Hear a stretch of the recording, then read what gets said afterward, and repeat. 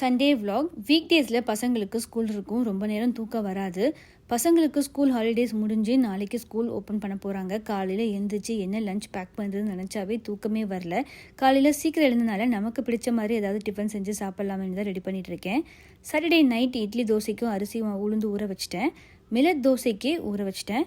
Millet தோசைக்கு 1 cup உளுந்து, 1 cup திணை, 1 கப் வரகு, 1 கப் சாமை, 1 கப் குதிரைவாளி, கொஞ்சமாக வெந்தயம், இதெல்லாமே ஓவர் நைட்டே ஊற வச்சிட்டேன். நெக்ஸ்ட் டே மார்னிங் எழுந்து சைட் பை சைட் தோசையும் பேட்டரியும் அரைக்க ஸ்டார்ட் பண்ணிட்டேன். லஞ்ச் மட்டும்தான் எல்லா நாளுமே வெரைட்டியாக பண்ணிகிட்ருக்கோம். மார்னிங் பிரேக்ஃபாஸ்ட் செய்கிறதுக்கு அந்த அளவுக்கு இன்ட்ரெஸ்ட் வராது. அவசரமாக சாப்பிட்றதுக்கு தோசை தான் அதிகமாக ப்ரிஃபர் பண்ணுவேன். இன்றைக்கி நமக்கு பிடிச்ச மாதிரி பொறுமையாக ஏதாவது செஞ்சு சாப்பிட்லாமேன்னு சப்பாத்தியும் தக்காளியும் தான் ரெடி பண்ணிகிட்ருக்கேன். டைம் இருக்கவே நமக்கு பிடிச்ச சமையல் ரிலாக்ஸாக கொஞ்சம் நேரம் டிவி பார்த்துட்டே சமைச்சேன். ஃப்ரெண்ட் லஞ்சுக்கு வெளியே போய் சாப்பிட்லாமான்னு கால் பண்ணியிருந்தாங்க. லஞ்ச் வெளியே சாப்பிட்டுட்டு வந்தோம். எங்களுக்கு தேவையான ஃப்ரூட்ஸ் அண்ட் க்ரோசரி எல்லாமே வாங்கிட்டு வந்துட்டோம். வீக்குக்கு தேவையான ஃப்ரூட்ஸ் அண்ட் வெஜ்ஜீஸ், அதுக்கப்புறம் எக்ஸு, ஆனியன், இது எல்லாமே வாங்கிட்டு வந்திருந்தோம். ஃப்ரூட்ஸ் எல்லாம் பார்த்தீங்க அப்படின்னா பசங்க ஸ்கூலுக்கு தான், அதுக்கப்புறம் எங்கள் பிரேக்ஃபாஸ்ட்டுக்கு. ஃப்ரூட்னா அவருக்கு ரொம்பவே பிடிக்கும். எப்பயுமே வீக்லி ஒன்ஸ் நாங்கள் ஃப்ரூட்ஸ் எல்லாமே வாங்கிட்டு வந்து ஸ்டோர் பண்ணி வச்சுருவோம்.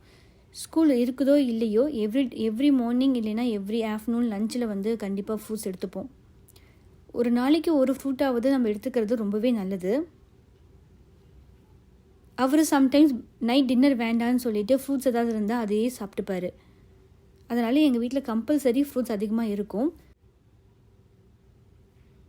எப்போல்லாம் காஸ்கோ போகிறோமோ அப்போல்லாம் பல்காக சில ஐட்டம்ஸ்லாம் வாங்கிட்டு வந்துடுறது. இது மந்த்லி ஷாப்பிங் மாதிரி. எதெல்லாம் காலியோ அதெல்லாம் வாங்கிட்டு வந்தாச்சு. இந்தியன் க்ரோசரியில் தான் எங்களுக்கு மட்டன் கிடைக்கும். அதனால் அங்கேயும் போயிட்டு மட்டன் வாங்கிட்டு வந்தாச்சு. சில வெஜிடபிள்ஸ் அங்கேருந்து வாங்கிட்டு வந்திருக்கோம். எப்பயுமே பட்டேல் மாதிரி பெரிய ஸ்டோர் போகும்போது தான் நிறைய வெஜிடபிள்ஸ் கிடைக்கும். எங்கள் ஏரியாவில் சின்ன க்ரோசரி தான் இருக்குது, இந்தியன் க்ரோசரி. அங்கே மட்டும் போயிட்டு தேவையான அளவுக்கு மட்டும் வெஜிடபிள்ஸ் வாங்கிட்டு வந்தாச்சு. சேமியாவும் காலி ஆகிடுச்சுங்க, அதுவும் அங்கே தான் கிடைக்கும். டின்னர் முடிச்சுட்டு எல்லா ஐட்டமும் ரெடி பண்ண ஆரம்பிச்சிட்டோம். நிறைய பேத்துக்கு முன்னாடியே இந்த மாதிரி ரெடி பண்ண பிடிக்காது. ஆன் த ஸ்பாட் அப்போவே கட் பண்ணி செய்யணும்னு நினைப்பாங்க. டைம் இருக்கும்போது இந்த மாதிரி பண்ணுவோம். பட் காலையில் பசங்க ஸ்கூலுக்கு அவசரமாக கிளம்பும்போது ரொம்ப சீக்கிரமாக எழுந்து அதுக்கப்புறம் எல்லாமே ரெடி பண்ணி பிரேக்ஃபாஸ்ட் லஞ்ச் எல்லாம் பண்ணி ஸ்கூலுக்கு பசங்களை அனுப்பும்போது எனக்கு ரொம்ப கடுப்பாக இருக்கும். அதனால் அதை அவாய்ட் பண்ணுறதுனால தான் இந்த மாதிரி முன்னாடியே ரெடி பண்ணால் ஈஸியாக இருக்கும். அதுக்காக எல்லாமே பார்த்திங்கன்னா 1 வீக் அளவுக்கு ஹோல்ட் பண்ணுற அளவுக்கு கட் பண்ணி வைக்க மாட்டேன். ஒரு சில ஐட்டம் மட்டும்தான் பசங்க ஸ்கூல் லஞ்சுக்கு எடுத்து போகிற அளவுக்கு முன்னாடி ரெடி பண்ணி வச்சுருவேன். பூண்டு எல்லாம் தோல் விரித்து ஃப்ரிட்ஜில் வச்சா 1 மந்த் வரைக்கும் ரொம்ப நல்லாவே இருக்கும். எதெல்லாம் ஒரு பேசிக் ஐட்டம்ஸ், இது எல்லாமே ரொம்ப பேசிக்கான ஐட்டமே டெய்லியும் யூஸ்க்கு வரும். 1 மந்த் இருந்தாலுமே ஃப்ரிட்ஜில் வச்சா நமக்கு எதெல்லாம் நிறைய நாள் ஃப்ரிட்ஜில் ஸ்டோர் பண்ண முடியுமோ அதெல்லாம் கண்டிப்பாக ஸ்டோர் பண்ணி வச்சுருப்பேன். இது ஸ்கூல் டேஸ் மட்டும் கிடையாது, நார்மல் டேஸ்லேயும் இந்த மாதிரி கட் பண்ணி ஸ்டோர் பண்ணி வச்சுருப்பேன். 5 டேஸ் நம்ம லஞ்ச் பாக்ஸ் ரெடி பண்ண போகிறோன்னா அதில் எல்லா டேஸுமே சும்மா ஃபுல் அண்ட் ஃபுல் வெஜிடபிள்ஸாக பசங்க எடுத்துகிட்டு போக மாட்டாங்க. ஒரு சில நாள் வெரைட்டி ரைஸாக இருக்கும். ஸோ 3 டேஸ் பசங்க டிஃபன் ஐட்டம் எடுத்துகிட்டு போவாங்க, 2 டேஸ் வெஜிடபிள்ஸாக எடுத்துகிட்டு போவாங்க. ஃப்ரைட் ரைஸ், காய் சாதம் அந்த மாதிரி ரெடி ஆகும். அந்த நாளுக்கு தேவையான அளவு காய்கறிகள் மட்டுமே தான் கட் பண்ணி வச்சுருப்பேன். மீதி எல்லாமே ஃப்ரிட்ஜ்லேயே தான் இருக்கும். நெக்ஸ்ட்டுக்கு மறுபடியும் தேவைப்படும் போது அந்தந்த வீக் ஷெடியூல் படி கட் பண்ணி வச்சுப்பேன். சேட் போட்டெல்லாம் நோட் பண்ணி வைக்க மாட்டேன். மார்னிங் இந்த பிரேக்ஃபாஸ்ட் இந்த லஞ்செல்லாம் நான் நோட் பண்ண மாட்டேன். கட் பண்ணி வச்சேன்னா அன்றைக்கி எனக்கு என்ன குக் பண்ணணும்னு தோணுதோ அதை தான் குக் பண்ணி எடுத்துகிட்டு போவேன். நம்ம குக் பண்ணும்போது தான் இதெல்லாம் கட் பண்ண போகிறோன்னா அப்போவே வாஷ் பண்ணிவிட்டு இது எல்லாமே யூஸ் பண்ணிக்கலாம். ஆனால் நம்ம ஸ்டோர் பண்ண வைக்க போகிறோன்னா முன்னாடியே நல்லா வாஷ் பண்ணிவிட்டு அதை நல்லா ட்ரை பண்ணிவிட்டு அதுக்கப்புறம் தான் கட் பண்ணி வைக்கணும். நான் இந்த தடவை நிறைய வெஜிடபிள்ஸ் எடுக்கலை.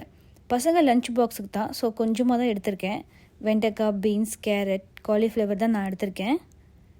இதைத்தான் நான் மெயினாக கட் பண்ணி வச்சுருக்கேன். வெண்டைக்காய் எப்போவுமே சின்ன சின்னதாக கட் பண்ணி வைப்பேன். நல்லா ஃப்ரை பண்ணுறதுக்கு ஈஸியாக இருக்கும். பசங்க லஞ்சு கொடுத்து விடுறதுக்கு கரெக்டாக இருக்கும். மார்னிங் சீக்கிரமாக ஃப்ரை ஆகிறதுனால குட்டி குட்டியாக கட் பண்ணால் ஈஸியாக இருக்கும்.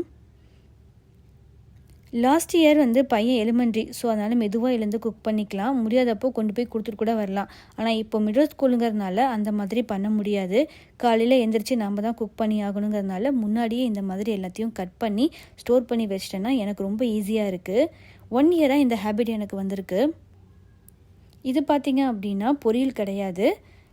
ஸ்கூலுக்கு லஞ்சுக்கு மினி தோசை இல்லைன்னா பீஸா தோசை அந்த மாதிரி செஞ்சு கொடுக்கறதுக்காக தான் எடுத்து வச்சுருக்கேன்.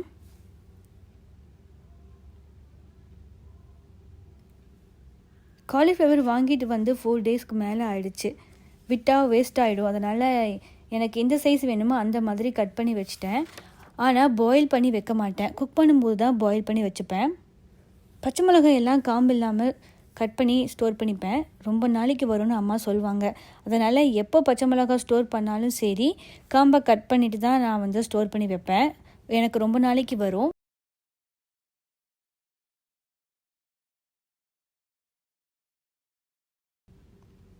பச்சை மிளகாய் ஸ்டோர் பண்ணும்போது இந்த மாதிரி கீழே வந்து ஒரு பேப்பர் வந்து நீங்கள் போட்டுட்டு அதுக்கப்புறம் ஸ்டோர் பண்ணிங்க அப்படின்னா பச்சை மிளகாய் ரொம்ப நாளைக்கு நமக்கு வரும்.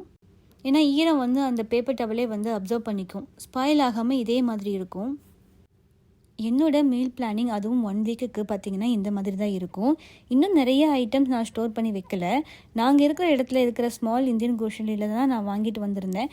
பெரிய க்ரோசரிக்கு நாங்கள் போகும்போது நிறைய வெஜிடபிள்ஸ் வாங்கிட்டு வந்து எப்படி ஸ்டோர் பண்ணுறதுன்னு நான் வந்து அப்கமிங் வீடியோவில் உங்களுக்கு காட்டுறேன்.